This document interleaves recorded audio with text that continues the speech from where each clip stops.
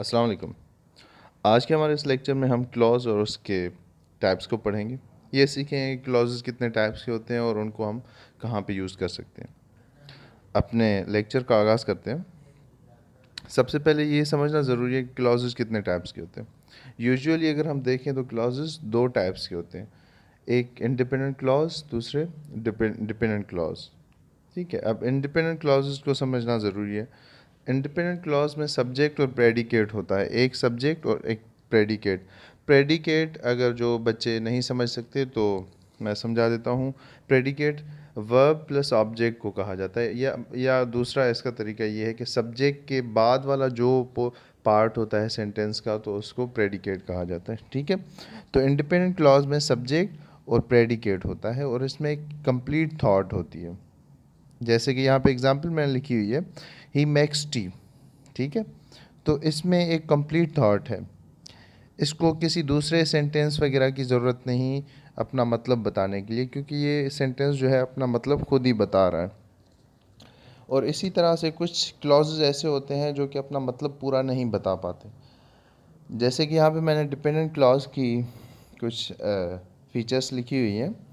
सबसे पहले सब्जेक्ट होता है और प्रेडिकेट, जैसे इंडिपेंडेंट क्लॉज में होता है, लेकिन इसमें एक फ़र्क होता है, वो ये है कि इसमें कंप्लीट थॉट नहीं होता। ये डिफरेंस है डिपेंडेंट और इंडिपेंडेंट क्लॉज में। ठीक है, और ये जो डिपेंडेंट क्लॉजेज हैं ये उमूमन जो है ऐसे वर्ड से इस्तेमाल होते हैं, जैसे इफ़ हो गया, व्हेन हो गया, इस तरह के वर्ड्स जो हैं, या बिकॉज हो गया। ठीक है, इस तरह के वर्ड्स जो हैं इनसे हम इनको स्टार्ट करते हैं। जैसे कि यहाँ पे एक एग्जांपल लिखी हुई है, if you work hard you will succeed.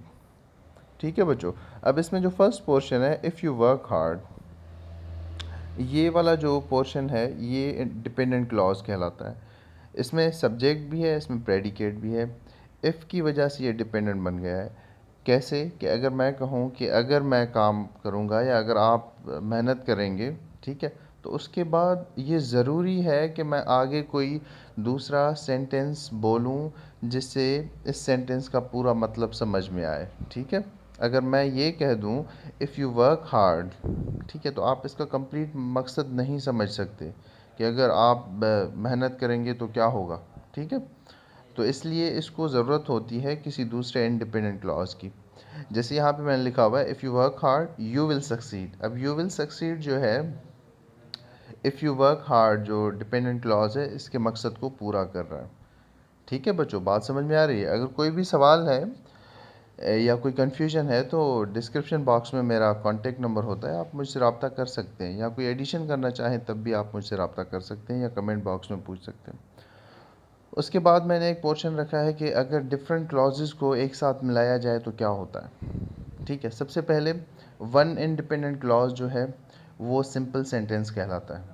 हमें हमेशा एक कन्फ्यूजन रहता है कि अगर क्लॉज अलग चीज़ है तो फिर सेंटेंस क्या है। ठीक है, याद रखिएगा एक इंडिपेंडेंट क्लॉज एक सिंपल सेंटेंस ही होता है और कुछ भी नहीं। ठीक हो गया बच्चों? जैसे यहाँ पे एग्जांपल मैंने लिखी हुई है, Rashid works for his survival. तो ये इसमें सब्जेक्ट है और प्रेडिकेट है और एक कंप्लीट थॉट दे रहा है। इसी तरह से जो सिंपल सेंटेंसेस होते हैं वो भी सेम ही होते हैं, सब्जेक्ट होता है, उनमें प्रेडिकेट होता है और प्लस में वो कंप्लीट थॉट देते हैं।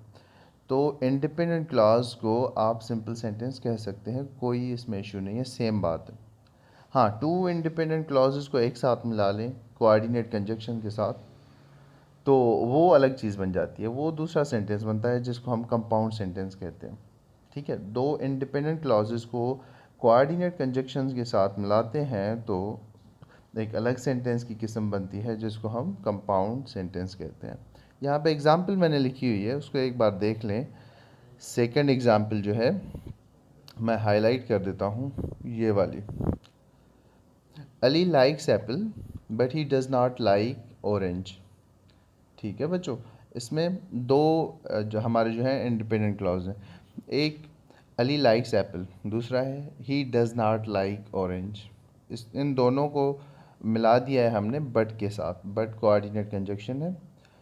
तो ऐसे दो इंडिपेंडेंट क्लॉजेस जिनको कोऑर्डिनेट कंजक्शन के साथ मिलाया जाए तो ऐसे सेंटेंस को, जो सेंटेंस बनता है, ऐसे सेंटेंस को कंपाउंड सेंटेंस कहा जाता है।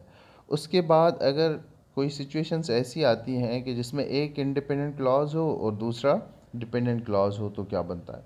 याद रखिएगा, एक इंडिपेंडेंट क्लॉज और एक डिपेंडेंट क्लॉज अगर आपस में मिलते हैं तो वो कॉम्प्लेक्स सेंटेंस बनाते हैं। जैसे यहाँ पे मैंने एक एग्जांपल लिखी हुई है, because he is physically weak he can not run fast. इसको रन फास्टली नहीं कहिएगा, फास्टली गलत होता है। एडवर्ब्स पे मैं वीडियो बनाऊंगा अभी, तो उसमें ये बात समझा दूंगा। ठीक है, अब because he is physically weak, ये वाला डिपेंडेंट क्लॉज, उसके बाद he can not run fast, ये वाला जो है means he can not run fast, ये हमारा इंडिपेंडेंट क्लॉज है। अब फर्स्ट वाले में मीन्स जो because he is physically weak, ठीक है बच्चों, इसमें सिर्फ हमने बिकॉज लगाया है जिसकी वजह से ये पूरा जो सेंटेंस है डिपेंडेंट क्लॉज बन गया। अगर मैं इसको हाईलाइट कर दूं, अगर इसमें से बिकॉज को निकाल लें हम, ठीक है, ही इज़ फिज़िकली वीक, तो ये इंडिपेंडेंट क्लॉज हो गया। ठीक है, तो सिर्फ बिकॉज लगाने से डिपेंडेंट क्लॉज हो गया। ही कैन नॉट रन फास्ट, ये हमारा इंडिपेंडेंट क्लॉज है। ये डिपेंडेंट और इंडिपेंडेंट को अगर आपस में हम लिखेंगे, मिला के लिखेंगे, तो वो एक कॉम्प्लेक्स सेंटेंस बनता है। अब समझते हैं सिंपल सेंटेंस में कितने थॉट्स को डिस्कस कर सकते हैं, डिस्क्राइब कर सकते हैं। ठीक है, और कंपाउंड में कितने और कॉम्प्लेक्स में कितने। याद रखिएगा, सिंपल सेंटेंस में सिर्फ एक ही थॉट को आप डिस्कस कर सकते हैं, एक आइडिया को डिस्कस कर सकते हैं। जो कंपाउंड सेंटेंसेस होते हैं उसमें आप ज़्यादा से ज़्यादा दो थॉट्स को या दो आइडियाज़ को डिस्कस कर सकते हैं। जो कॉम्प्लेक्स सेंटेंसेस होते हैं वो मोर देन टू आइडियाज़ को आप डिस्कस कर सकते हैं, लेस देन सिक्स। ठीक है, 2 से 6 तक आप आइडियाज़ कॉम्प्लेक्स में डिस्कस कर सकते हैं। तो यहाँ पे हम अपने लेक्चर को ख़त्म करते हैं। अब अगले लेक्चर का इंतज़ार करें। अगर आपने चैनल को सब्सक्राइब नहीं किया तो ज़रूर सब्सक्राइब करें। अपना ख्याल रखिएगा। अल्लाह हाफिज़।